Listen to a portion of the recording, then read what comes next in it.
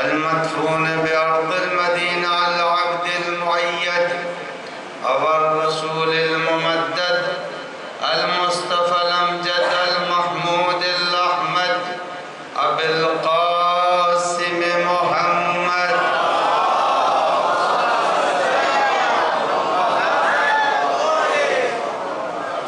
وعلى ابن عمه ووزيره ووصيه وخليفته نور الأنوار حجج الجبار والد الأئمة الأطهار قسيم الجنة والنار المولود في البيت ذي الأستار إمام المشارق والمغارب الذي حبه فرض على الحاضر والغائب غالب كل غالب علي بن أبي طالب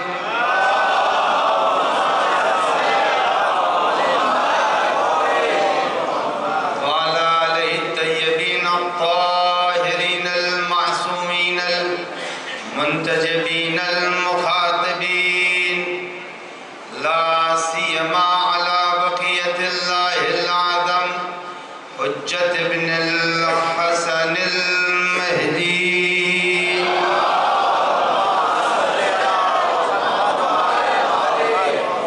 روحي وارواح العالمين له الفداء واللعنة الدائمة الباقية على أعدائهم أجمعين من ليلنا هذا إلى قيام يوم الدين. أما بعد فقد قال الله الحكيم في كتابه الكريم بسم الله الرحمن الرحيم ومن ورائهم برزخ إلى يوم يبعثون صلوات بر محمد وآل محمد.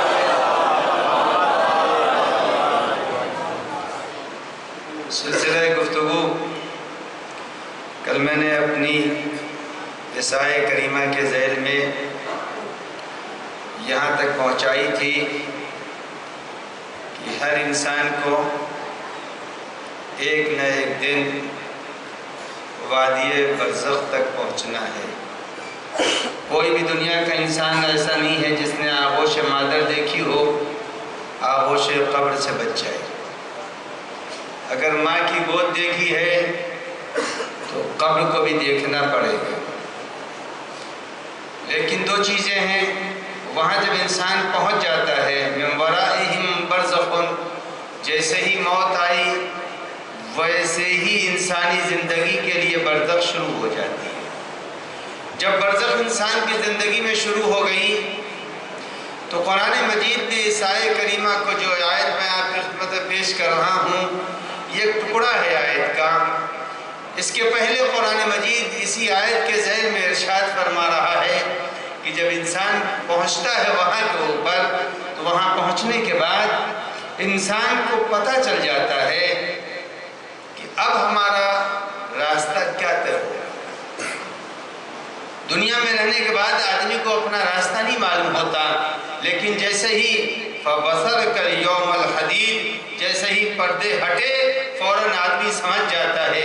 اسے یوں سمجھیے کہ اندر کے ماحول کو سمجھنے کے لیے آدمی کو ابھی نہیں پتہ چلتا کہ ہمارا راستہ کیا ہے، لیکن جیسے ہی آپ کسی اے سی کے کمرے کے قریب پہنچیں تو جیسے ہی دروازہ کھلتا ہے، ابھی کمرے میں انٹر نہیں ہوئے ہیں، دروازہ کھلا لیکن دروازے کے کھلنے ہی کے بعد پتہ چل جاتا ہے اندر کے ماحول میں ٹھنڈک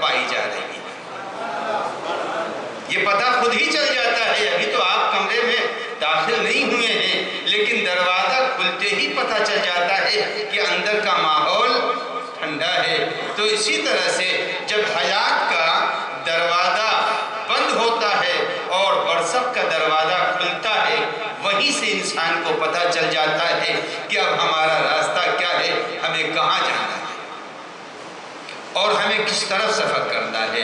اب وہاں جب پہنچا تو قرآن مجید کی اسی آیت کو، جسے میں نے اپنی تقریر کا عنوان قرار دیا ہے، اس میں باری تعالیٰ ارشاد فرما رہا ہے، زبان انسان سے بول رہا ہے رب العزت، پروردگار عالم فرما رہا ہے کہ اب یہاں پہنچنے کے بعد آدمی کہتا ہے لعلی اعمل صالحا فیما ترکت، اے پالنے والے مجھے پلٹا دے، مجھے پلٹا دے تاکہ میں دنیا میں جا کر لعلی اعمل صالحا فیما ترکت، جو میں چھوڑ کے عمل آیا ہوں اسے انجام دے دوں۔ پالنے والے مجھے واپس کر دے، میں قبر کے اس گوشے سے نکل کے پھر وسیع دنیا میں جانا چاہتا ہوں، اپنی کوتاہیوں کو وہاں کے اوپر دوبارہ اس کا میں بداوا اور بدل کرنا چاہتا ہوں، جو تو نے کہا تھا نہیں کیا، اب جب نہیں کیا ہے اب مجھے پلٹ جانے دے۔ کلا، آواز آئی قطعاً نہیں، اب یہاں سے تم پلٹ کے جا نہیں سکتے ہو۔ یہ یاد رکھیے گا کہ دو چیزیں حیات انسانی میں یہی کے اوپر ہے، پہلی چیز ہے وقت عمل اور دوسری چیز ہے مقام عمل۔ دو چیزیں ہیں، ایک وقت عمل ہے اور ایک مقام عمل، مکان عمل ہے، مقام عمل ہے، دو چیزیں ہیں۔ اگر آدمی ان دونوں چیزوں کو حق کی حقیقت سمجھ لے، وقت عمل اور مکان عمل۔ میں آپ کی خدمت میں عرض کروں کہ یہاں دو پر آپ تشریف فرما ہے اور پڑھے لکھے افراد بیٹھے ہوئے ہیں۔ اب اگر کسی اور سامنے کی مثال میں دے رہا ہوں، یہ بچہ بیٹھا ہوا ہے یہاں کے اوپر، بچہ اگرچہ پڑھا لکھا ہے، صرف مثال کی حد تک میں آپ کی خدمت میں عرض کر رہا ہوں، اگر اس کے والدین لے جانا چاہیں اور جا کے اس کا KG میں نام لکھوانا چاہیں تو بچہ تو پڑھنے کے لائق ہے، ابھی عمر ہی کیا ہے، KG میں لے جانا چاہیں، سارے سفارشوں کے بعد بھی مدرسہ KG کا قبول نہیں کرے گا، چونکہ جو عمر تھی عمل کی وہ گزر چکی ہے۔ اب چاہے کچھ بھی ہو جائے، ساری سفارشیں لے جائیے، آپ مرکزی وزیر تعلیم کا لیٹر لے کے بھی جائیے تو مدرسہ یہی کہے گا ہم سب کچھ قبول کرتے ہیں، لیکن ہمارے قانون میں جو بچے کی ایج اور عمر ہے اس عمر سے یہ بچہ بڑھ چکا ہے، اب ہم اس بچے کو نہیں لیں گے۔ اچھا، ایک بچہ فارغ ہو گیا ہے MA یہاں کے اوپر اور BA پاس انجینئر لوگ بیٹھے ہوئے ہیں، اور اب اگر یہ انجینئر اور پڑھے لکھے لوگ، اب ہو سکتا ہے کوئی ایسا نوجوان ہو جو فیل ہو چکا ہو، یہ فیل ہونے والا لڑکا، بہت سے ایسے کالج ہیں جو فیل ہو جانے والوں کو دوبارہ نہیں لیا کرتے، ایڑی چوٹی کا زور لگا لیجئے مگر نہیں لیں گے۔ تو اگر کوئی ایک ایسا آدمی جو داخلہ لینا چاہ رہا ہو سارا ایڑی چوٹی کا زور لگا دے گا، مگر وہ کہے گا نہیں، ہمارے یہاں اب ایسے لوگوں کے داخلے کی گنجائش نہیں ہے، اس لیے کہ جو ہمارے شرائط ہیں اس شرائط پہ یہ نہیں اترتا۔ تو جیسے آپ کی اس دنیا کے اندر مدرسوں کے اندر رہنے والے ایک عمر ہوتی ہے جس عمر میں انسان عمل کرتا ہے، ایک مکان ہوتا ہے جس مکان میں ٹھہرنے کے لیے ایک مدت ہوتی ہے، اس مدت کے بعد پلٹ کر جانا چاہیں تو پلٹ کر جا نہیں سکتے ہیں۔ جیسے ایک اسکول میں، ایک چھوٹے سے مدرسے میں اگر آپ دوبارہ پلٹ کر جانا چاہیں تو نہیں جا سکتے ہیں، ویسے ہی یاد رکھیے گا اگر اسکول اور مدرسوں کو مد نظر رکھتے ہوئے آپ اپنی حیات کا توازن کا جائزہ لیں گے تو پتہ چلے گا یہ حیات انسانی بھی ویسے ہی ہے، یہ دنیا کیا ہے، ایک مدرسے سے زیادہ کی حیثیت نہیں رکھتی۔ اس چھوٹی سی تمہید کے بعد آئیے میں ایک حدیث سنا دوں جو حدیث ہے، حدیث امیر المومنین علی ابن ابی طالب علیہ السلام۔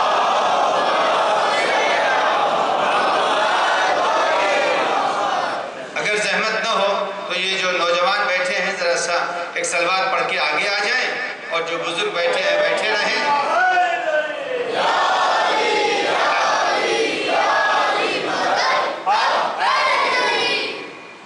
ایک اور سلوات بھیجیں تاکہ آنے والوں کے لیے راستہ کھلا رہے۔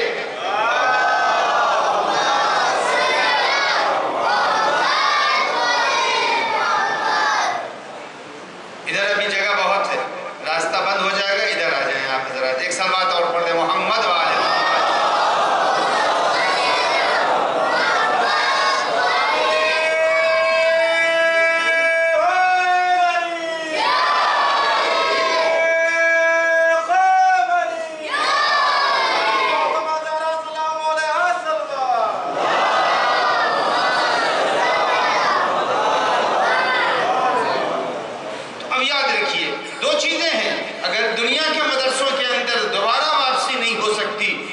قرآن مجید کہتا ہے کہ یہ قبر میں پہنچنے والا کہے گا لعلی اعمل صالحا فیما ترکت، میرے معبود پلٹا دے تاکہ میں چھوڑے ہوئے کام کو انجام دے دوں. آواز آئے گی کلا اتانا، تم یہاں سے پلٹ کے جا نہیں سکتے، اس لیے کہ تم نے اس عمر کو ضائع کر دیا جس عمر کو میں نے تمہیں عمل کے لیے دیا تھا.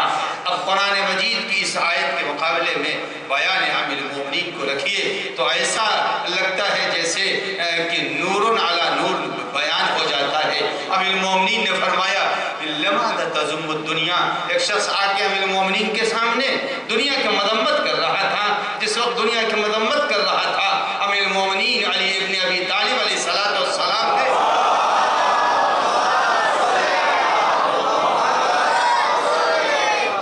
فرمایا لماذا تذم الدنیا. دیکھیے یہ بات ذہن میں رہے، ہر آدمی کے ذہن میں رہے کہ یہ دنیا جس کو بہت سے ایسے افراد جو حقیقت ربوبیت اور حقیقت خالقیت سے بھی خبر ہے وہ اس دنیا کی مذمت کرتے ہیں. ارے دنیا بڑی خراب ہے، دنیا بڑی خراب ہے. دنیا اگر یہ خراب ہے تو یہ جملہ خود اس بات کی دلیل ہے کہ اس کا فائدہ کرنے والا بھی عاقل نہیں ہے. توجہ، اس دنیا کو کس نے پیدا کیا ہے؟ کسی بے خرد نے پیدا کیا ہے یا اللہ علیم نے پیدا کیا ہے؟ جب اللہ حکیم و علیم نے پیدا کیا ہے تو جب اس نے پیدا کیا ہے تو اس کے معنی یہ ہے کہ جب وہ پیدا کر رہا ہے تو دنیا کے اندر خرابی نہیں ہے، خرابی استعمال سے ہوتی ہے. استعمال سے ہوتی ہے. چھری تو بنائی جاتی ہے جانور کے ذبح کرنے کے لیے، لیکن اگر یہ چھری انسان کے گلے پر چلنے لگے تو استعمال غلط ہے، چھری کا بنانا غلط نہیں ہے. تو اب یہ یاد رکھیے کہ یہ دنیا خراب نہیں ہے، دنیا تو اچھی ہے، دنیا کے اندر خرابی نہیں ہے. جب اس نے مذمت کی تو مولا کائنات نے فرمایا لماذا تذم الدنیا، تم دنیا کی مذمت کیوں کر رہے ہو؟ ان الدنیا مدرسۃ الصالحین، یہ دنیا ایک مدرسہ ہے جہاں کے اوپر پڑھنے والے کالج میں جاتے ہیں، پڑھ کے نکل آتے ہیں، اور جو لاؤبالی ہوتے ہیں اسی کالج میں جا کر کے فیل ہو جایا کرتے ہیں. یہ دنیا بھی ایک مدرسہ ہے. اس مدرسے کے اندر دو طریقے کے لوگ ہیں، کچھ لاؤبالی جاتے ہیں اور کچھ لوگ ایسے ہیں جو ہوشمند جاتے ہیں. جو ہوشمند جاتے ہیں وہ سلمان بنتے ہیں، ابو ذر بنتے ہیں، مقداد بنتے ہیں، اور جو لاؤبالی ہوتے ہیں شداد بنتے ہیں، نمرود بنتے ہیں، یزید و صدام بنتے ہیں. تو یہ دنیا ہے. جب یہ دنیا اس انداز کی ہے تو اس انداز کی دنیا میں آدمی کے لیے دیکھیے انسان، یہ سوال سورہ کافی کے اندر ہے. ایک شخص نے سوال کیا کہ پالنے والے سے تو آدمی کی رسائی ہے نہیں. امام سے پوچھا کہ یہ بتائیے کہ ایک آدمی کی عمر 60 سال کی تھی اور وہ جہنم میں خالدون فیہا خالدون ہمیشہ رہے گا، تو یہ کیسے رہے گا؟ عمر تو 60 سال کی پائی تھی اور رہے گا وہ ہمیشہ جہنم میں. تو یہ یاد رکھیے گا. مثال بہت سامنے کی میں آپ کی خدمت میں عرض کر رہا ہوں تاکہ کسی کے لیے سمجھنے میں مشکل نہ ہو.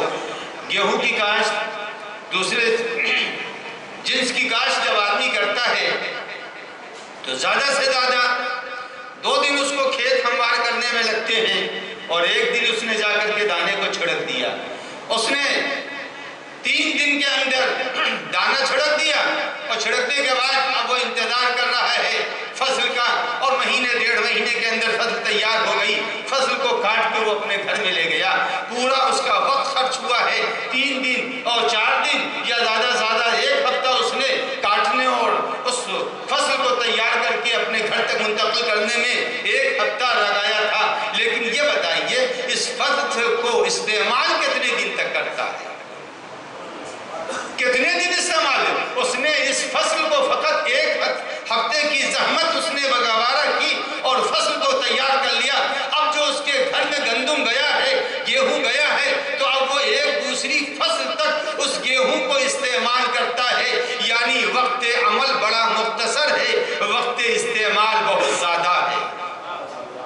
بہت زیادہ وقت استعمال ہے. بس یوں ہی سمجھ لیجئے انسان کی حیات مختصر ہے. مختصر حیات میں اس نے جو اپنے لیے عمل کر لیا ہے، اس عمل کی جو پاداش ملے گی قیامت کے اندر وہ پاداش اتنی زیادہ ہوگی کہ ہم فیہا خالدون. اب جنت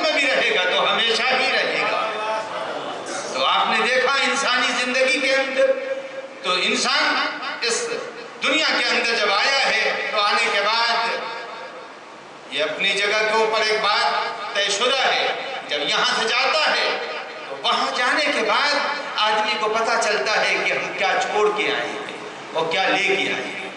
لِيَجْعَلَ اللَّهُ ذَلِكَ، اللہ قرار دیتا ہے حسرتاً فی قلوبہم، ذالک حسرتاً لقلوبہم۔ قرآن مجید سورہ مبارک ہے آل عمران میں کہتا ذالک حسرتاً لقلوبہم، ان کے دلوں میں حسرت ہوتی ہے۔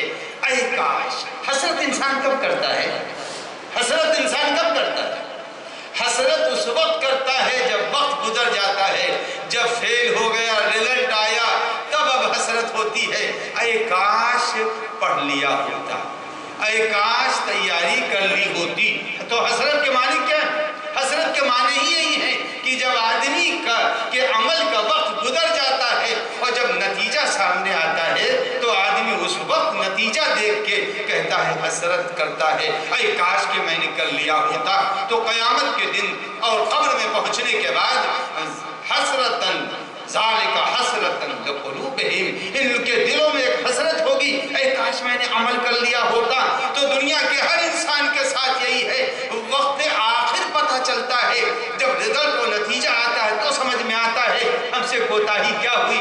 دنیا میں کوئی بھی آدمی مبرہ نہیں ہے، مگر دو ایسی شخصیتیں ہیں تاریخ کی، دو ایسی شخصیتیں ہیں تاریخ کی، اور ہمارے پاس تو ماشاءاللہ 14 شخصیتوں میں سے 2 کی مثال پیش کر رہا ہوں۔ حسرت کا اظہار آدمی کب کرتا؟ عمل کے اعتبار سے حسرت اور عقیدے کے اعتبار سے حسرت، دونوں کا مظاہرہ اور دونوں کا مشاہدہ اور دونوں کو دیکھے گا آدمی قبر کے اندر پہنچنے کے بعد۔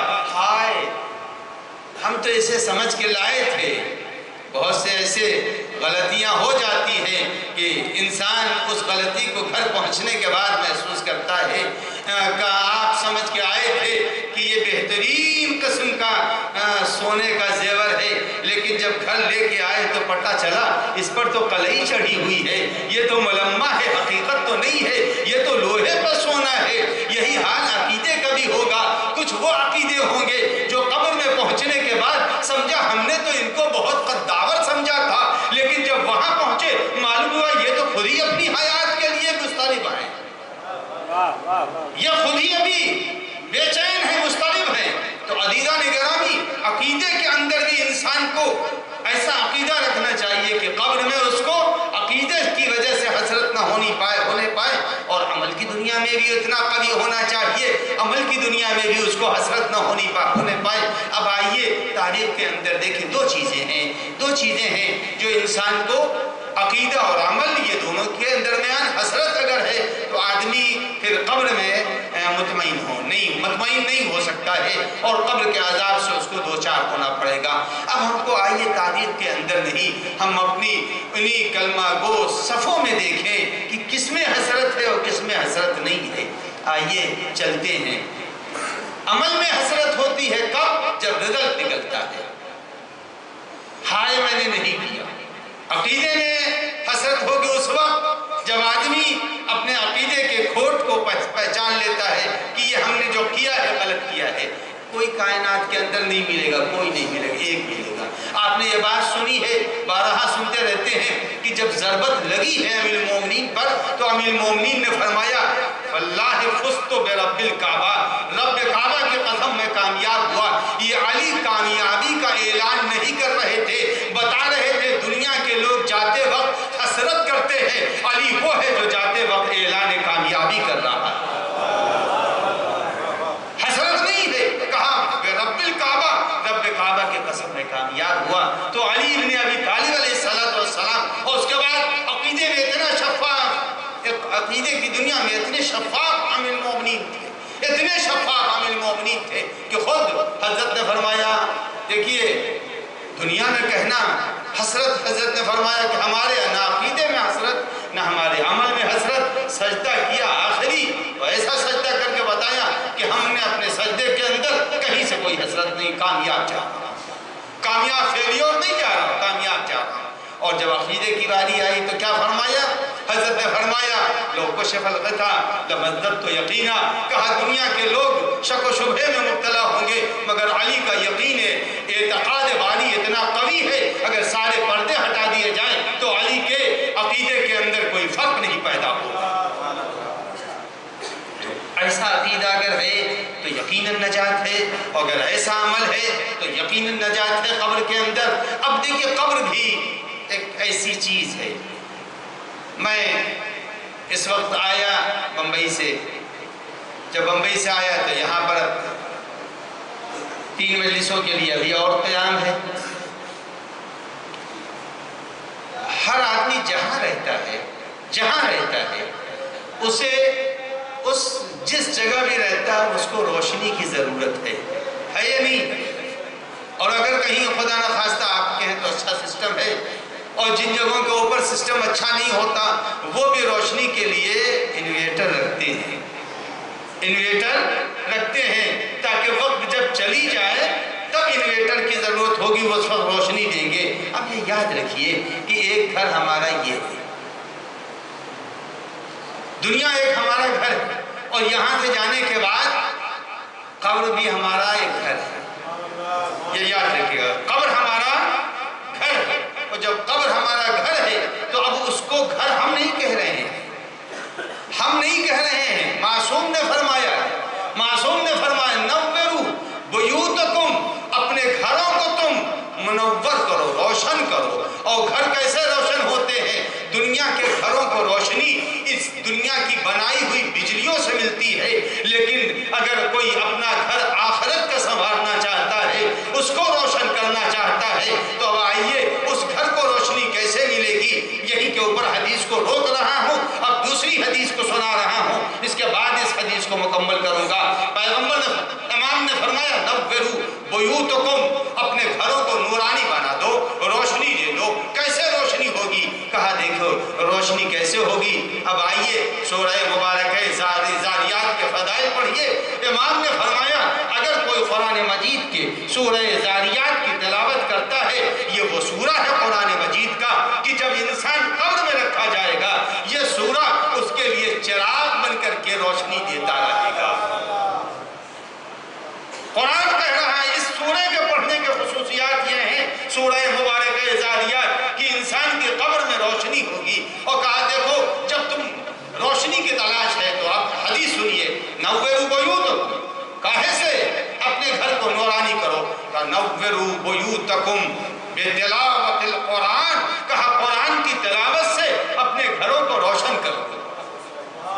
تو ہمارا گھر یہ بھی ہے، دنیا میں بھی اگر انسان قرآن مجید کی تلاوت کرتا ہے تو حدیثیں بیان کرتی ہیں کہ اس دنیا کے اندر جب انسان قرآن مجید کی تلاوت کرتا رہتا ہے تو جس وقت جس جگہ سے قرآن مجید کی تلاوت ہو رہی ہے، جس جگہ سے قرآن مجید کی تلاوت ہو رہی ہے، جیسے اب بہت آسان سی مثال ہے، ایک صلوات پڑھ دے محمد وآل محمد۔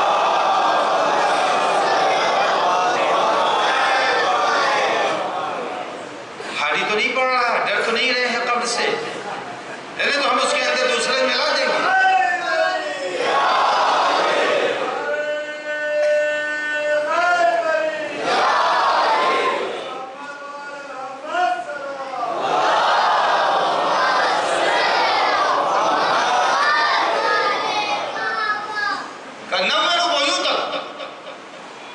بتلاوت القرآن، قرآن سے اپنے گھر کو منور کرو۔ کہا آپ نے رات کے اندھیروں میں، اب بھوپال والے تو بچے تو اس کو دیکھتے ہی رہتے ہیں، آپ بزرگ ہیں، کہ جب بھی آسمان کے اوپر ہوائی جہاز گزرتا ہے تو اس کی روشنی، جہاز نہیں دکھائی دیتا، روشنی دکھائی دیتی ہے، اور زمین والے اس روشنی کو دیکھ کے سمجھ جاتے ہیں کہ یہاں سے ہمارے فضا سے ایک جہاز گزر رہا ہے۔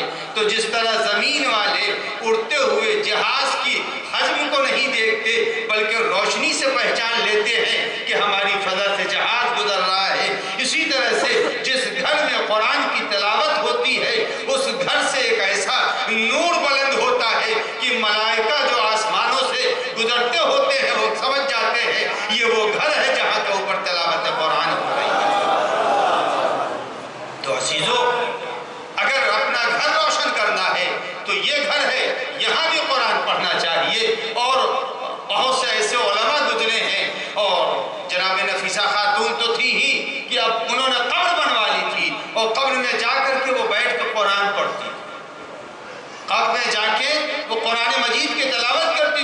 اور ہماری اطلاع میں بہت سے ہمارے استاد محترم مولانا احمد حسن صاحب قبلہ تابسرا آل جواد العلماء امام جمعہ بنارس، انہوں نے اپنی حیات میں اپنی قبر بنوائی اور جاتے تھے وہاں جا کے قرآن پڑھتے تھے، اس قبر کے اوپر قرآن پڑھتے تھے۔ تو آدمی اگر قبر سے ڈرنا نہیں، جانا تو اسی میں ہے، جب جانا ہے تو کیوں نہیں آنے سے پہلے آدمی کا بستر صحیح کر دیا جاتا ہے، تو کیوں نہیں قبر کے اوپر جا کر کے اپنی جگہ بنوا لے، قبر اپنے حساب سے بنوا لے، اور بنوانے کے بعد جائے اور جا کے کہے پالنے والے یہ وہ گھر ہے جس گھر کے اوپر میں تیرے کلام کی تلاوت کر رہا ہوں۔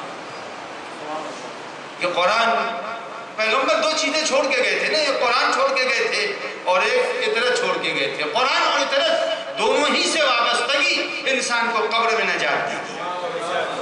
اگر قبر سے بچنا ہے، عذاب قبر سے بچنا ہے تو قرآن کی تلاوت کرے۔ کل کی مجلس میں نے کہا تھا کہ قرآن کو پڑھیے اور پڑھنے کے بعد اسے کیا کیجئے۔ بھوپال کے بینک میں یہ کہا تھا، کیا کہا تھا؟ احسن، بھوپال کے بینک میں ریزرو کرنے کے لیے نہیں، میں نے کہا جو قرآن پڑھا جائے قرآن پڑھتے جائیے اور اس کو امام عصر کے پاس ہدیہ کرتے جائیے، اور یہ یاد رکھیے گا، یہ یاد رکھیے گا۔ کل جو ایک مثال دی تھی آج اس سے ہٹ کے مثال دے رہا ہوں کہ اگر آپ روزانہ قرآن پڑھ رہے ہیں اور امام کی خدمت میں ہدیہ کر رہے ہیں، آپ روزانہ کسی کو مہینے دو مہینے کے بعد بھی اگر گفٹ لے جا کے دے رہے ہیں اور کبھی اس کے سامنے آپ کی فائل آئے گی تو یہ آپ کا ہدیہ اس روز اس کو چونکا دے گا، چونکا دے گا۔ کہا رے بھائی یہ تو وہی صاحب ہیں جو مسلسل میرے یہاں پھولوں کا گملہ بھیج رہے تھے، پھولوں کا ہار بھیج رہے تھے، اپنی خوشیوں کے موقع پر میرے یہاں ہدیے اور تحفے اور گفٹ بھیج رہے تھے، یہ انہی کی فائل ہے۔ یعنی اگر دنیا کے کسی آدمی کے یہاں مسلسل آپ تحفے اور ہدیے بھیجیں اور اگر اس کے ٹیبل کے اوپر آپ کی کوئی فائل جاتی ہے تو اب اگر فائل کے اندر کوئی پیپر کم بھی ہوتا ہے تو کہتا ہے یہ وہی صاحب ہیں، ہم ان کو جانتے ہیں، چلو ان کی فائل کو آگے بڑھا دو، اور رکے ہوئے کام کو بڑھا دیا جاتا ہے۔ اگر دنیا کا ایک آفیسر چند روز ہدیے پا کر کے آپ کی فائل کو آگے بڑھا دیا کرتا ہے تو یہ یاد رکھیے شب قدر میں جب حیات کی فائل امام زمان کے پاس آتی ہے تو یہی وہ آدمی ہے جو کہ ہمارے لیے روزانہ قرآن کے ہدیے بھیجتا ہے۔ تو امام بھی کہتے ہیں اگر نمازوں میں کمی ہے تو ہم نے اس کی نمازوں کے لیے اللہ سے مغفرت کی دعا کریں۔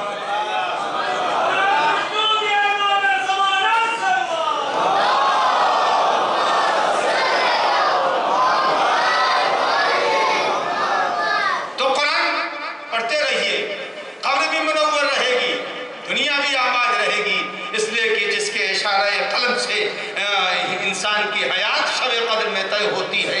اگر روز اس کو قرآن پڑھا جا رہا ہے تو وہ ہمارے اسی ایک مختصر سے ناچیز سے، جیسا کہ امام رضا علیہ السلام کا ارشاد ہے،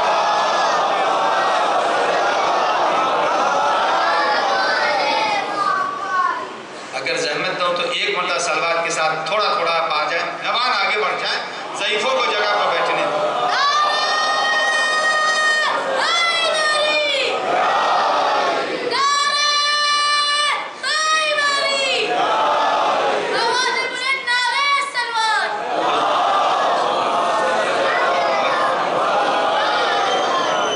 حضور آپ کی وجہ سے پیچھے مجمع نہیں ہے، آپ یہاں تشریف لائیں۔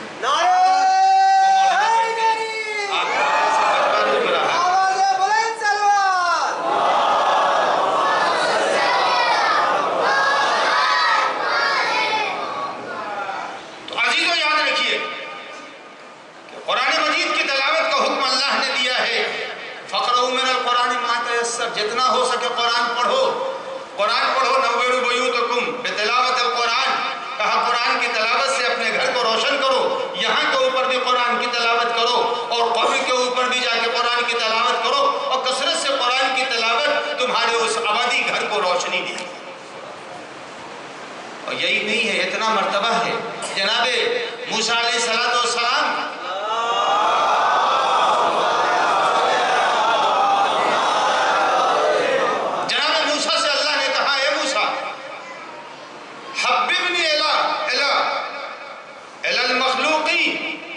موسیٰ ہماری مخلوق میں، ہمارے اس پیدا کیے ہوئے انسانوں کے دلوں میں ہماری محبت ڈال دو۔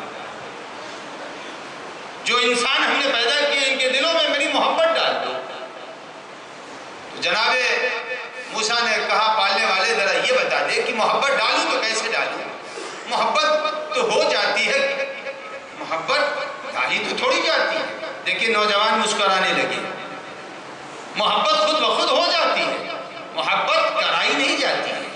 جب محبت خود بخود ہو جاتی ہے تو پالنے والے کیسے ہم محبت تیری لوگوں کے دلوں میں اتار دیں؟ اللہ نے کہا اے موسیٰ محبت میری اگر تم اتارنا چاہتے ہو تو کچھ نہیں کرو، صرف اتنا کرو جتنی میری نعمتیں ہیں ان نعمتوں کو دہرانا شروع کر دو، ان نعمتوں کو دہرانا شروع کر دو۔ ہم نے یہ دیا، ہم نے یہ دیا، ہم نے یہ دیا۔ اب عزیزو پروردگار عالم نے جتنی نعمتیں دی ہیں ان نعمتوں میں قرآن بھی ایک نعمت ہے اور اہل بیت بھی ایک نعمت ہے۔ یہ دونوں نعمتیں ہیں، اور اگر دونوں نعمتیں نہ ہوتی تو پیغمبر کا ارشاد کیا ہوتا؟ انی تارک فیکم الثقلین، نہ ثقل ہے نہ ثقل ہے، قاف متحرک ہے، انی تارک فیکم الثقلین، میں تمہارے لیے ثقلین چھوڑ رہا ہوں، نہ ثقلین چھوڑ رہا ہوں نہ ثقلین چھوڑ رہا ہوں، میں تمہارے لیے ثقلین چھوڑ رہا ہوں۔ اور دیکھیے ثقلین کی تفسیر میں جناب سید رضی رضوان اللہ علیہ جنہوں نے نہج بلاغہ جمع کی ہے، جناب سید رضی فرماتے ہیں کہ ثقلین کہا ہے پیغمبر نے، ثقلین اور ثقلین نہیں کہا ہے۔ ثقلین کے معنی ہوتے ہیں مسافر کا راستے کی ضرورت کے لیے سامان فراہم کرنا، یعنی جیسے ایک مسافر چلنے کے لیے ٹفن لے لیا، اپنے ساتھ ضرورت کی چیزیں لے لی، کھانے پینے کا سامان، چادر اور کمبل لے لیے، کہا جو ضرورت کا سامان مسافر کو سفر میں ضروری ہوتا ہے اس کو کہتے ہیں ثقل۔ تو اب پیغمبر نے یہ بتا دیا تم حالت سفر میں ہو، جب سفر میں ہے تو دو چیزیں تمہیں چاہیے، ایک قرآن چاہیے اور ایک اطاعت چاہیے۔ ان دو کے ذریعے سے تم اپنا سفر کو جاری رکھ سکتے ہو۔ اگر تمہارے پاس نہ قرآن ہے اور نہ تمہارے پاس اطاعت ہے تو یہ یاد رکھنا قرآن اور اطاعت کے بغیر سفر نہیں ہو سکتا ہے۔ اچھا چلیے سفر ہو بھی گیا، بچتے بچاتے ٹرین میں گھس کر کے کبھی باتھ روم میں چلے گئے تو کبھی ادھر گئے، ٹی ٹی دیکھتے رہے اور جگہیں بدلتے رہے۔ معلوم یہ ہوا جو اپنی سند کے ساتھ نہیں چلتے ہیں وہ ہمیشہ ادھر ادھر چھپا کرتے ہیں، ادھر ادھر چھپا کرتے ہیں، کہیں یہاں کبھی وہاں، کبھی یہاں کبھی وہاں۔ لیکن ایک وقت وہ آ جاتا ہے اب تو بڑا گیٹ ہے وہاں سے تو جانا ہی پڑے گا، جب وہاں جائیں گے تو تمام پورا سفر بچ کے نکل گئے مگر گیٹ پر پکڑے گئے۔ یہ یاد رکھیے گا، ہو سکتا ہے ایک آدمی دنیا کے سفر میں قرآن و اطاعت کو چھوڑ کے اپنی زندگی بچا لے، لیکن موت کے گیٹ پر جب پہنچے گا وہاں سوال کیا جائے گا تم اطاعت کو لے کے آئے ہو یا نہیں آئے؟ صلوات پڑھتے محمد وآلہ محمد۔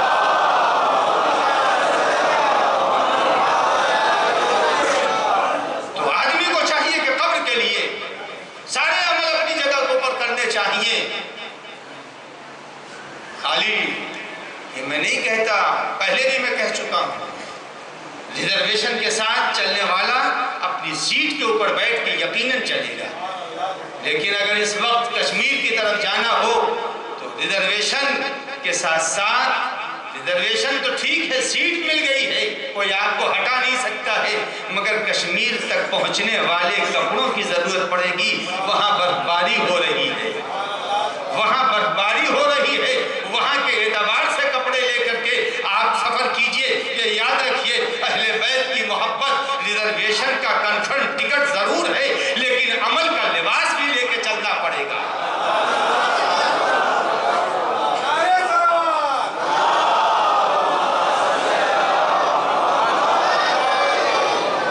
خود اعتمادی میں مبتلا نہیں ہونا چاہیے۔ محبت اہل بیت یقیناً انسان کو نجات دلائے گی، لیکن اس کے ساتھ ساتھ عمل کا لباس بھی ہونا چاہیے۔ جب عمل کا لباس ہوگا تو اب سرزمین کشمیر پر پہنچنے کے بعد احساس نہیں ہوگا ٹھنڈک ہے، برف گر رہی ہے، ہم تو کپڑا گرم لے کے پہلے ہی سے آئے ہیں، قبر میں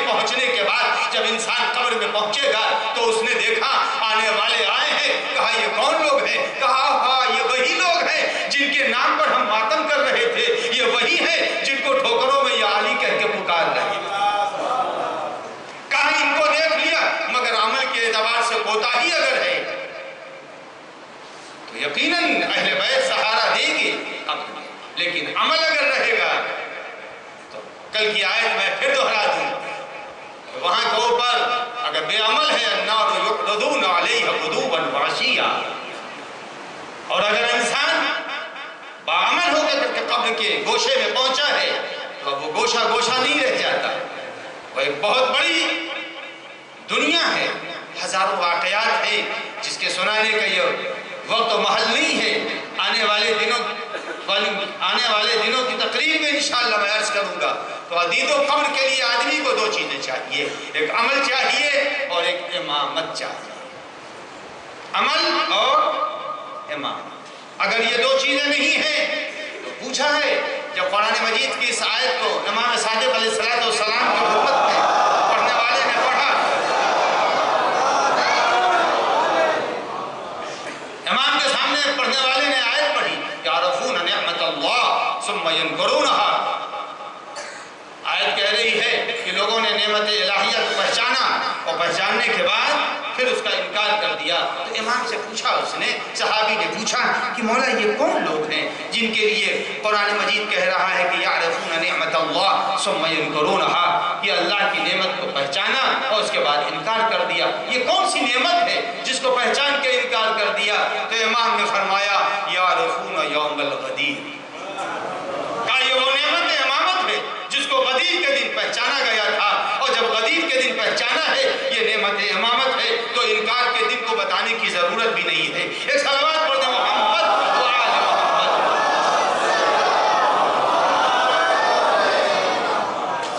تو آدمی آئے، امامت اتنی اہم ہے امامت۔ دیکھیے عقیدت سے نہیں، ہمیشہ دو چیزوں کا خیال رہے، عقیدت کام نہیں آتی، عقیدہ کام آ جاتا ہے۔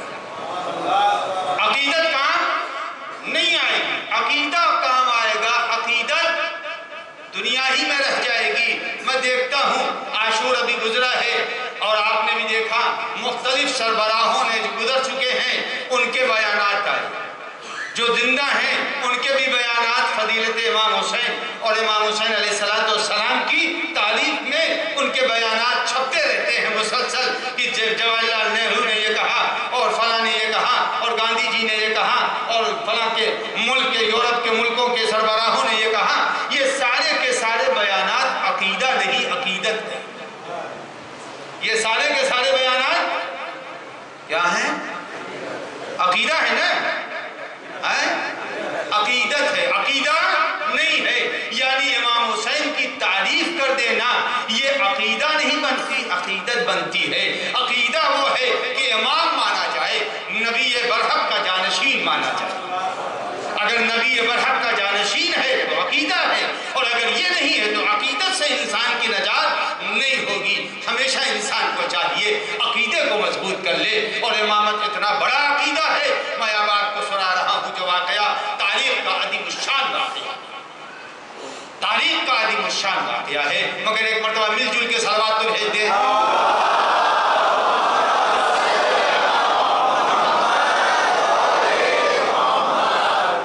اور یہ آگے والے صلوات بھیجیں، پیچھے والے نہیں بھیج رہے ہیں۔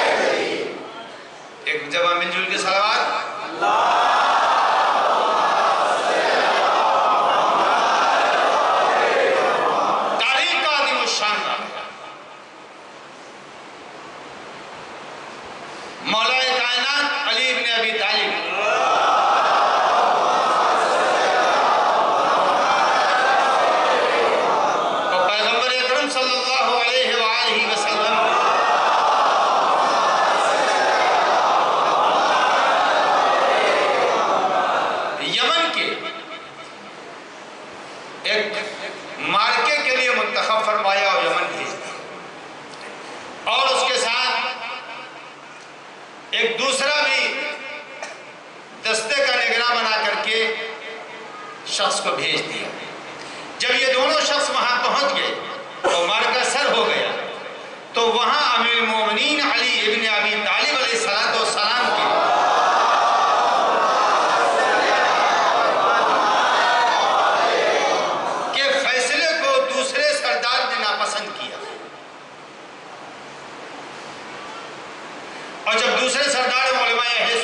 بات کو لکھ رہے ہیں اور بریدہ اس واقعے کا راوی ہے۔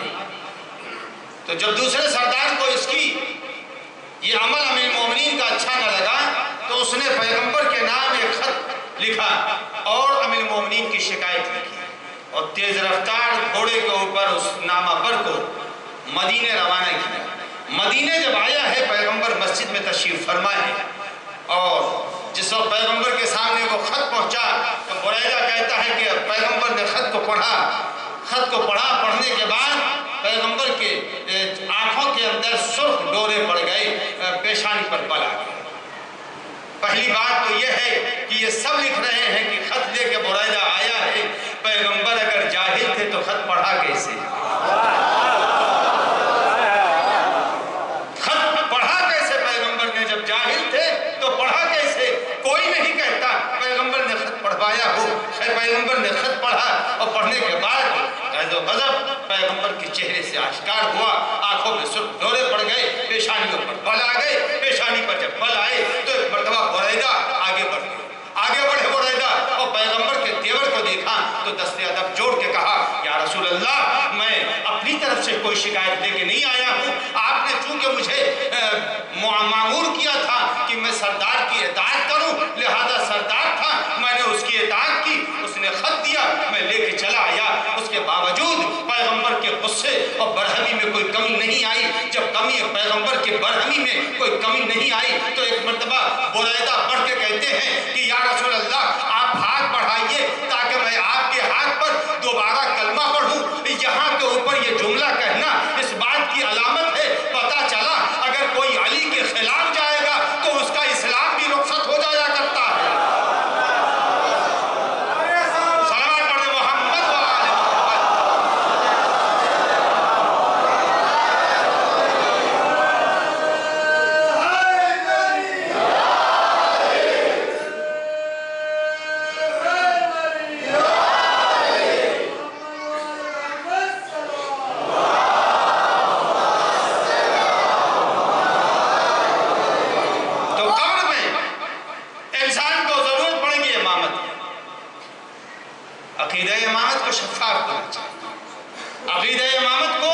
شفاف ہونا چاہیے۔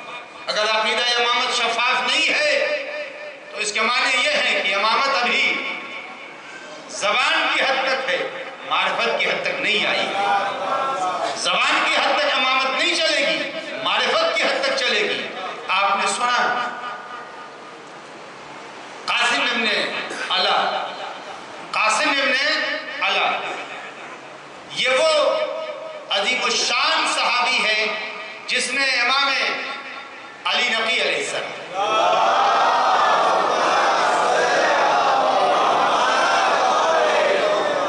امام حسن عسکری علیہ السلام،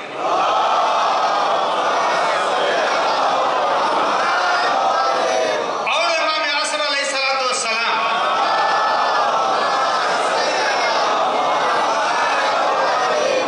تین امام کا زمانہ دیکھا۔ کتنا جلیل القدر صحابی ہے جس نے تین امام کا زمانہ دیکھا، قاسم ابن علا، اور 120 سال کی عمر پائی۔ کتنی عمر پائی؟ 120 سال کی عمر پائی۔ 80 سال جب عمر کے گزر گئے تو نابینا ہو گئے۔ کتنے سال نابینا رہے؟ اب آپ 80 سال کی عمر میں نابینا ہوئے، 120 سال کی عمر تھی، 40 سال کی مدت ایک دو دن کی مدت نہیں ہوتی، اور اس مدت میں انہوں نے تین اماموں کا دور بھی دیکھا ہے، اور تین اماموں کے دور کو دیکھنے کے بعد نہ تو امام علی نقی علیہ السلام سے کہا مولا مجھے آنکھ چاہیے، نہ حسن عسکری علیہ السلام سے کہا مجھے آنکھ چاہیے، نہ امام حسن علیہ السلام سے کہا مجھے آنکھ چاہیے۔ اور یہی نہیں، جب غیبت کبریٰ ہو گئی تو قاسم ابن علا امام کے وکیل بھی رہے، امام کے وکیل بھی رہے۔ لوگ کہتے رہے کہ کیوں نہیں امام سے مانگتے، تو کہا اگر مصلحت ہوتی تو کہنے کی ضرورت، جو مانگ کے دیتا ہے وہ اور ہوتا ہے، جو ضرورت کو پورا کر دیتا ہے وہ امام وقت ہوا کرتا ہے۔ ایک صلوات پڑھ محمد و آل محمد۔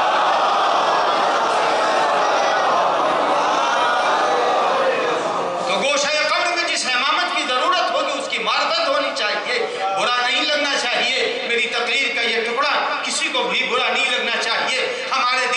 امام کی معرفت کیسی ہے، وہ معرفت جو قاسم ابن اعلیٰ کے ذہن میں تھی.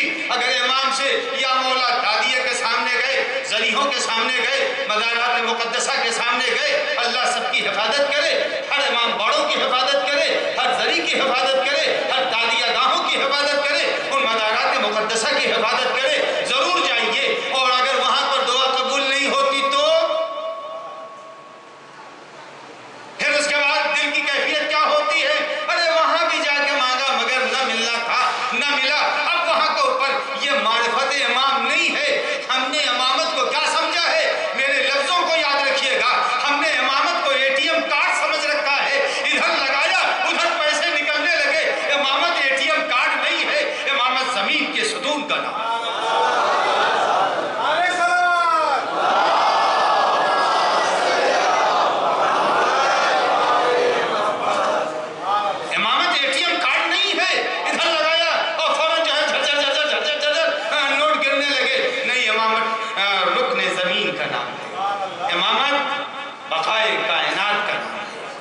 ہماری دعا قبول ہو یا نہ ہو، ہم کو چاہیے کہ ہم قاسم ابن اعلیٰ جیسا معرفت والا مزاج پیدا کریں. جب یہ مزاج پیدا ہوگا تو قبر میں روشنی بھی ہوگی، امام کی شفاعت بھی ملے گی. انسان اس منزل میں، اور اللہ کو دکھانا تھا، اللہ نے دکھا بھی دیا. موت سے 7 دن پہلے قاسم ابن اعلیٰ کی آنکھوں میں اچانک روشنی آ گئی. اب روشنی آئی. جو شخص 40 سال کی مدت تک رہا نابینا، اس نے کبھی امام سے سوال نہیں کیا. حاجتوں کو بیان کرنا عبادت ہے، مگر حاجتوں کا پورا ہونا یا نہ ہونا، اگر یہ مزاج پیدا ہو جائے تب حقیقتاً انسان امام شناس ہے، معرفت امام رکھتا ہے. اور اگر یہ کیفیت نہیں ہے تو زبان سے تو امامت کا اقرار ہے، مگر دل کی گہرائیوں میں امامت نہیں اتری. دل کی گہرائیوں میں جب امامت اترے گی تو انسان بنیاد مرصوص پلر بن کے رہے گا دنیا میں، کبھی ڈاماڈول نہیں ہوگا. تو عزیزوں، قبر مشکل مسئلہ ہے، لیکن اس قبر کے لیے آمادگی بھی کام کرنی چاہیے. دیکھیے، لا کے مسکین صاحب نے مولانا کو یہاں بٹھلا دیا ہے. آپ سمجھ رہے ہیں ان کو یہاں پر کیوں لا کے رکھا ہے؟ وہ اس لیے، وہ اشارہ ہے، انڈیکیٹر ہے یہ، کہ دیکھیے زیادہ لمبی نہ پڑھیے گا، اس کے بعد ان کو بھی پڑھنی ہے. اور یہ مسکین صاحب نے مجھ سے کہا ہے کہ اس کے بعد میں دوسری مجلس مولانا کو پڑھنی ہے، لہذا میں ساری باتوں کو اپنی مختصر کر رہا ہوں اور آنے والی 3 مجلسوں میں یہ بات پڑھوں گا. عزیزوں، قبر کے لیے آمادگی کیسی ہونی چاہیے؟ ویسے مل جل کے صلوات تو بھیجتے محمد والے.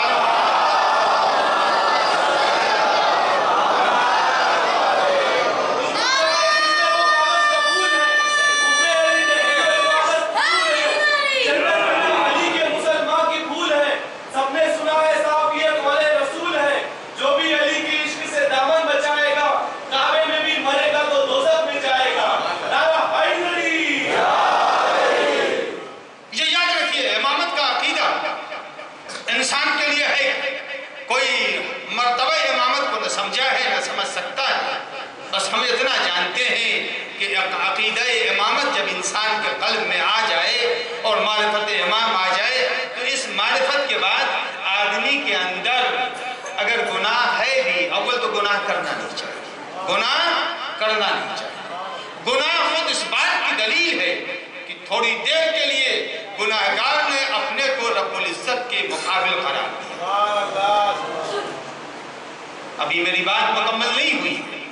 جب بھی کوئی گناہ کرتا ہے تو اس کے معنی یہ ہے کہ گناہگار نے تھوڑی دیر کے لیے اپنے کو اس رب العزت کے مقابل میں قرار دیا ہے.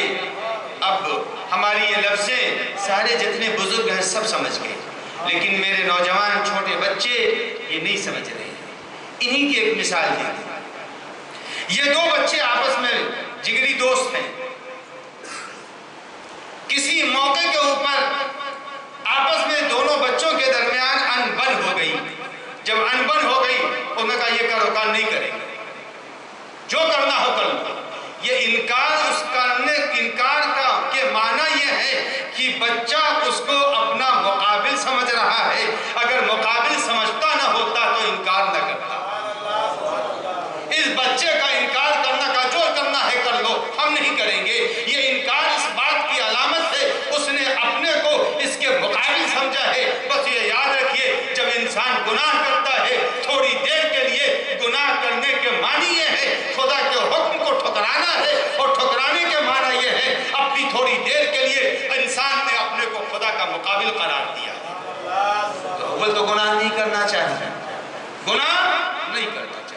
اور اگر گناہ ہو جائے خدا نخواستہ تو اس کے لیے دروازہ کھلا ہوا ہے، قرآن کی آیت بھی ہے اور امام محمد باقر علیہ السلام کا ارشاد،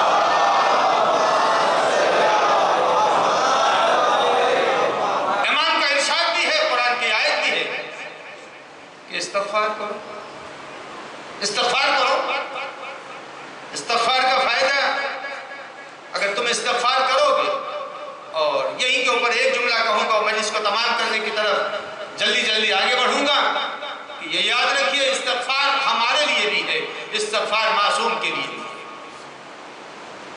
استغفار ہم بھی کرتے ہیں، استغفار معصوم بھی کرتا ہے۔ استغفار کے معنی فقط یہ نہیں ہے کہ استغفار جو کر رہا ہے وہ گناہگار ہے، یہ نہیں معنی ہے استغفار کہ ہر وقت استغفار گناہ کے لیے بھی ہو، نہیں، دو چیزیں ہیں۔ استغفار عربی کی لفظ ہے، اور جب عربی کی لفظ ہے تو عربی کی لفظ میں غفر، مغفر، یہ ساری چیزیں، مغفر معنی ہیلمٹ، خود عربی میں جس کو، فارسی میں جس کو کہا جاتا ہے، جنگ میں جو پہنتے ہیں، آج کی زبان میں موٹر سائیکل والے ہیلمٹ لگا کے چلتے ہیں، ہیلمٹ، مغفر، غفر کے معنی ہوتے ہیں ڈھکن کے، غفر کے معنی ڈھکن کے ہوتے ہیں۔ عزیزان گرامی، استغفار کے معنی یہ ہے جیسے ایک بسلری کے اوپر ڈھکن لگا ہوا ہے، جب ڈھکن لگا تو ڈھکن کا فائدہ کیا ہے؟ اندر کا پانی نکل نہیں سکتا، باہر کی غلاظت آ نہیں سکتی۔ استغفار کے معنی یہ ہے کثرت سے استغفار کرتے رہو تاکہ اندر کا ایمان نکلنے نہ پائے، باہر کا کفر آنے نہ پائے۔ صلوات پڑھ محمد و آل محمد۔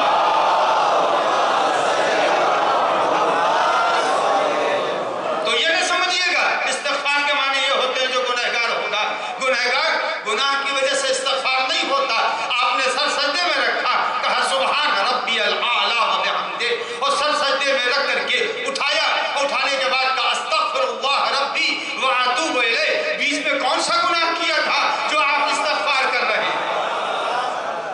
کون سا گناہ کیا ہے؟ ایک مرتبہ سجدے، یعنی انسان کا بندگی سے دور ہونا ہی گناہ ہے، بندگی سے دور ہونا ہی گناہ ہے، اسی لیے استغفار کے معنی گناہ نہیں ہے، ورنہ دو سجدوں کے درمیان استغفر اللہ ربی و اتوب الیہ کہنے کے معنی یہ نہیں ہے کہ ہم نے کوئی گناہ کیا ہے، بلکہ اے پالنے والے تقاضائے بشریت یہ تھا کہ ہم سر اٹھا لیں، ورنہ تیری شان تو یہ تھی جو سر سجدے میں جھک گیا ہے وہ سر کبھی سجدے سے اٹھنے نہ پائے۔ ایک صلوات پڑھنے محمد و آل محمد۔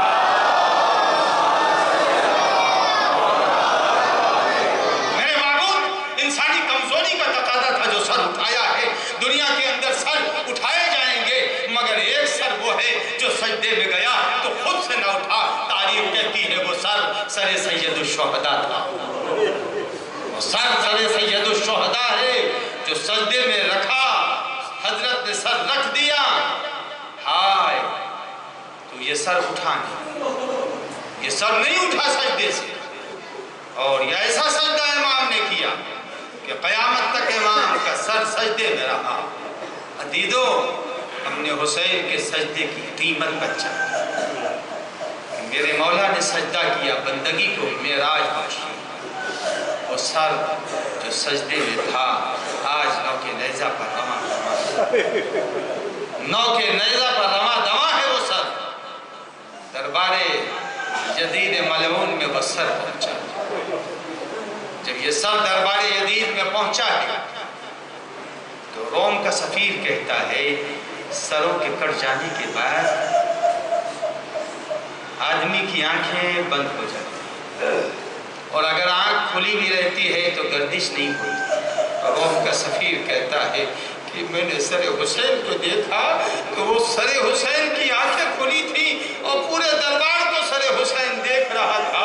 اے میرے عزیزو، روم کے سفیر کا یہ جملہ جب میں نے پڑھا تو جب حسین کی نگاہ زینب پر پڑی ہوگی، جب حسین کی نگاہ سکینہ پر پڑی ہوگی، جب حسین کی نگاہ سید سجاد پر پڑی ہوگی تو امام کا کیا حال ہوا ہوگا؟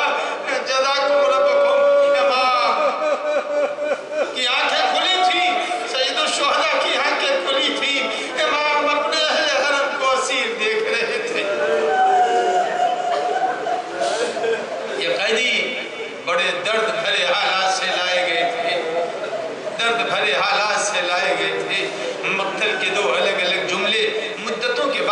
سمجھ میں آئے تھے۔ اس کے پہلے بھی میں بارہا پڑھ چکا ہوں مختلف جگہوں پر۔ ایک جگہ مقتل میں یہ لکھا ہوا ہے کہ پورے راہ میں جب زینب کبریٰ چلتی تھی تو کمر جھکی تھی، کمر جھکی تھی، کمر جھک جھک کے چل رہی تھی۔ بڑی مدت کے بعد پڑھتے پڑھتے ایک جگہ ملا مجھے کہ کسی شخص نے پوچھا امام محمد باقر علیہ السلام سے کہ مولا یہ بتائیے جب راہ میں زینب چلتی تھی تو کیوں جھکی جھکی چلتی تھی؟ تو امام نے کہا وجہ یہ تھی زینب کا بازو تھا، سکینہ کا گلا تھا۔ ارے جب زینب کھڑی ہوتی تھی تو سکینہ کہتی تھی پھوپھی اماں، اے پھوپھی اماں گلا دب رہا ہے، اے میرے پھوپھی اماں، ارے میرا دم رک رہا ہے۔ اے عزیزوں، ایک رسد تھی، اس میں زینب کا بازو، ام کلثوم کا بازو، سکینہ کا گلا، سید سجاد سالمہ۔ ہائے ایسی کشاکش زندگی میں سید سجاد قافلہ لے کے کربلا سے چل رہے۔ بس حدیثوں میں پڑھ چکا، دربار یزید میں قافلہ پہنچا۔ جب دربار یزید میں قافلہ پہنچا تو تعارف کرایا گیا۔ جب تعارف ہوا ہے قافلے کا تو ایک مرتبہ یزید کے سامنے ایک ننھی بچی کا تعارف ہوا، اور ننھی بچی کا جب تعارف ہوا تو یزید برجستہ ملعون کہتا ہے کیا یہ وہی بچی ہے جس سے حسین بڑی محبت کرتے؟ کیا یہ وہی بچی ہے جس سے حسین پیار کرتے؟ یعنی سکینہ اور حسین کی محبت کا چرچا اتنا عام تھا، یزید جیسے شقی کو بھی خبر تھی کہ سکینہ حسین کی چہیتی ہے۔ جزاکم ربکم عزیزان گرامی، جب یزید ملعون کو اس کی خبر ہوئی، ایک مرتبہ یزید کہتا ہے اچھا یہ وہی سکینہ ہے؟ ہائے شقاوت کی انتہا ہو گئی۔ یزید نے ایک مرتبہ سرپوش ہٹایا ہے اور ترس میں جب سر حسین دیکھا ہے، ارے بیٹی تڑپ گئی، باپ کو حسرتوں سے دیکھا، باپ کے لبوں کو دیکھا، کٹے ہوئے گلے کو دیکھا، اپنے بندھے ہوئے بازو کو دیکھا، اور اسی حالت میں سکینہ تڑپ رہی تھی، آنکھوں سے آنسو جاری ہے۔ ایک مرتبہ یزید ملعون کہتا ہے اے سکینہ، میں نے سنا ہے تمہارا بابا، ارے تمہیں بہت عزیز تھا، یہ کمال محبت تمہیں تب جانو کہ یہ تمہارے بابا کا سر تمہاری گود میں آ جائے، یہ سننا تھا۔ ایک مرتبہ جلا ہوا دامن اٹھایا اور کہا اے بابا، آپ کی بیٹی کی محبت کا امتحان ہے۔ ارے یہ کہنا تھا، سر حسین بلند ہوا، ارے آغوش سکینہ میں آیا، لب پر لب رکھے کہا بابا، ارے تماچے مارے گئے، اے بابا، ارے میری رضا چھینی گئی، اے بابا میرا گوشوارہ چھینا گیا۔ صلی اللہ علیہ یا ابا عبداللہ، صلی اللہ علیہ یا ابا عبداللہ، صلی اللہ علیہ یا ابا عبداللہ۔ الہی بحق محمد و آل محمد قلب امام کو راضی و خوشنود فرما، پالنے والے واسطہ ہے ظہور امام میں تعجیل فرما، پالنے والے واسطہ ہے جو بیمار جہاں کہیں بھی ہوں شفاء کامل و عاجل مرحمت فرما، پالنے والے واسطہ ہے بحق محمد و آل محمد علیہ السلام۔ یا اللہ اس بزم میں جو بھی صاحب حاجت ہے سب کی حاجتوں کو روا فرما، پالنے والے جو بے اولاد ہے صاحب اولاد فرما، جو صاحب اولاد ہیں ان کی اولاد کو مومنین و مخلصین و متدینین میں قرار فرما، پالنے والے جو صاحبان دختر ہوں ان کو فرائض سے سبکدوش فرما، جو بے روزگار ہوں برسرکار فرما، جو برسرکار ہیں دودیوں میں اضافہ فرما، پالنے والے جہاں جہاں مجلسیں ہو رہی ہیں تمام خدمت گزاران عزا کی توفیقات میں اضافہ فرما، علماء ربانیین کی توفیقات میں اضافہ فرما، پالنے والے بحق محمد و آل محمد پیغام اہل بیت کے پہنچانے کی توفیق و توانائی کرامت فرما، پالنے والے شب اول قبر ہم سب کو اہل بیت کی زیارت اور شفاعت نصیب فرما، عذاب قبر، فشار قبر، تاریکی قبر سے نجات مرحمت فرما، بالنبی وآلہ الطاہرین۔ ایک بار سورہ الحمد اور 3 مرتبہ قل هو اللہ کی تلاوت فرما کر شہداء کربلا، اسیران کربلا علیہ السلام کے ارواح طیبہ کو عیسیٰ فرما دیں۔ بسم اللہ الرحمن الرحیم۔